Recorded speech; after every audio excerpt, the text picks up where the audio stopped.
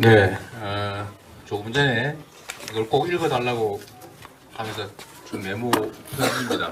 이 서명은 대책위의 큰 위안을 받았지만 정부의 대책이 실망스러워 이상 버티기 힘들다는 취지의 유서를 남기고 사망하신 첫 번째 희생자를 기억하기 위해서 그분의 기일인 2월 28일에 맞춰서 22,800명을 목표로 전국에서 진행한 서명입니다. 그런데 그보다 더 많은 피해자들과 시민들이 함께해 주셨습니다. 이 뜻을 받아 반드시 이번 국회에서 제대로 된 특별법과 지원 대책을 마련해 더 이상의 희생자가 없도록 해주시기를 간곡히 바랍니다. 이런 내용이네요. 네, 참 절절한 말씀이십니다.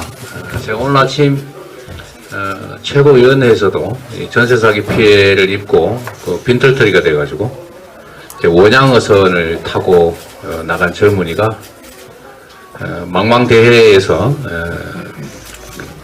영상을 찍어가지고 어젯밤에 저한테 보내준 게 있었습니다. 참 안타까운 부분이 그런 겁니다. 자산도 잃고 꿈도 잃고 모든 걸 잃었다, 뭐 이런 취지. 다른 사람이라도 그런 피해를 입지 않도록 또 피해가 최소화되도록 해주면 좋겠다, 이런 내용이었습니다.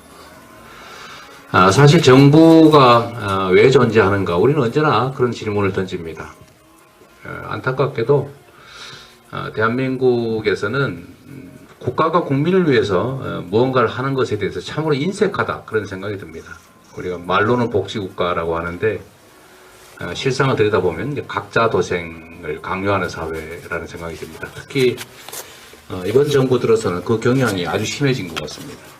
자유라는 이름으로 굶어 죽을 자유, 그러니까 불량식품을 사 먹을 자유, 고리 사체를 쓸 수 있는 자유, 뭐 이런 자유를 진짜 자유라고 생각하지 않나, 그런 생각이 듭니다. 이런 건 자유가 아니죠. 방치라고 합니다, 보통. 방임, 방임이라고 하는데 그건 진정한 자유가 아니다, 라는 생각이 듭니다. 이 전세 사기 피해 문제도 사실은 그 내면을 들여다보면 결국 그 피해를 누가 떠안을 것인가 하는 문제입니다. 개인이 당한 범죄 피해니까 각자 알아서 책임지는 것이다. 국가는 그런 가해한 사람들에 대해서 처벌하면 되는 것이지 그 피해자들에 대해서 어떤 구제 조치나 이런 것들을 할 필요가 없다. 이런 생각을 기본적으로 가지고 있는 것 같습니다. 나라가 가난할 때, 그럴 때는 뭐 나름 불가피한 측면이 있겠지만 지금의 대한민국 세계 경제력 10위를 자랑하는, 그러나 최근에는 급격하게 추락하고 있긴 합니다만 그래도 아직은 선진국 반열에 올라 있다라고 하는 대한민국이 국민들이 당하는 이런 정말 목숨을 버리고 싶을 정도의 이 큰 고통에 대해서 참으로 무관심하지 않나, 또 지원에 대해서 매우 인색하지 않나, 이런 생각이 듭니다. 대한민국이 자랑하는 게 하나 있습니다. 국가 부채 비율이 50%밖에 안 된다. 다른 선진국들은 국가 부채 비율이 110%, 120%, 심하게는 250%까지 되지만 대한민국은 50% 건전 재정을 유지하고 있다, 이렇게 자랑합니다. 그런데 그 이면을 들여다보면 대한민국이 전 세계에서 가계부채 비율이 가장 높습니다. 근데 이 국가부채와 가계부채는 사실은 이 반비례 관계에 있습니다. 예를 들면 부실채권 이런 거 있지 않습니까? 개인들이 또 가게가 갚지 못하는 부채를 대개는 정부가 인수해서, 대량 인수해서 다 소각하거나 면제를 해주거나 이런 회생 조치를 하게 되면 정부의 부담은 늘어나는 대신에 다수의 우리 서민들, 금융 채무자들의 빚은 줄어들죠. 결국 그 부분에서는 국가 부채는 조금 늘어나지만, 국가의 부담은 늘어나지만 국민들의 부담은 줄어드는 겁니다. 근데 이런 것들이 각 영역에서 쌓이다 보면 결국은 개인들의 부채와 결국 국가 부채 문제는 상관관계에 있는 반비례 관계에 있다는 걸 알 수가 있죠. 이 전세 피해 문제도 사실 비슷합니다. 이 전세 피해도 사실은 국가 제도의 미비함이나 또는 불비함, 제대로 갖추어지지 못한 제도 때문에 생긴 문제라는 측면이 분명히 있습니다. 그러면 국가가 이 부분에 대해서 어느 정도는 책임을 져주고 또 개인들은 그에 따라서 다시 일상을 일부나마 회복해서 다시 재기할 수 있게 되는데 지금은 다 각자 알아서 하는 걸로 방치를 하고 있는 상태입니다. 이 전세 피해 문제에 대해서 우리가 특별법을 만들자라고 했는데 저번에 만든 특별법은 실제로는 거의 현장에서 도움이 안 되거나 거의 도움이 부족하거나 그러지 않습니까? 그래서 100분의 1 제도다 이런 얘기까지 한다는데 핵심은 그거죠. 억울한 피해를 입어서 더 이상 다시 인생을 살아가기가 버거울 만큼의 피해를 입었으면 최소한 그 중에 일부는 구제를 좀 해주고 그걸 정부가 책임지고 구상을 하는데 부족하게 되면 그건 국가가 또 안 하면 되는 거죠. 그런데 이거에 대해서 사실은 정부 여당은 하기가 싫은 겁니다. 뭐라 그럴까요? 각자가 책임질 일을 정부가 나서서 해결해 주기 시작하면 국민들이 정부에 의존하게 된다. 이 복지에 대한 이 소위 지금 현재 여당, 정부 여당의 생각이 그렇습니다. 그래서 국민들 버릇 나빠진다 이런 식의 아주 한심한 표현을 한 사람도 있었죠. 그래서 지금 전세 사기 특별법은 6개월마다 개정하기로 약속된 겁니다. 여야 간에. 일단은 급하니까 이 법을 만들고 좀 부족하면 좀 실효적인 법을 만들기 위해서 개정하기 위해서 우리가 합의한다. 이렇게 여야 간 합의가 되어 있어요. 근데 6개월이 지나도 아무 소식이 없습니다.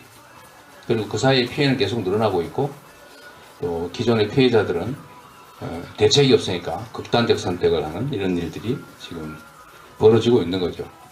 그래서 이번 전세 사기 대책에 관한 특별법 개정의 핵심 내용은 저는 구제 후 구상 이거여야 한다고 생각합니다. 물론 그 금액을 어느 정도로 할지 뭐 비율을 어느 정도로 할지는 논의해서 결정하겠지만 기본적으로 그 제도가 도입돼야 되고 그 부분에 대한 위험은 일정 부분 정부가 부담해 주는 게 맞다라고 생각합니다.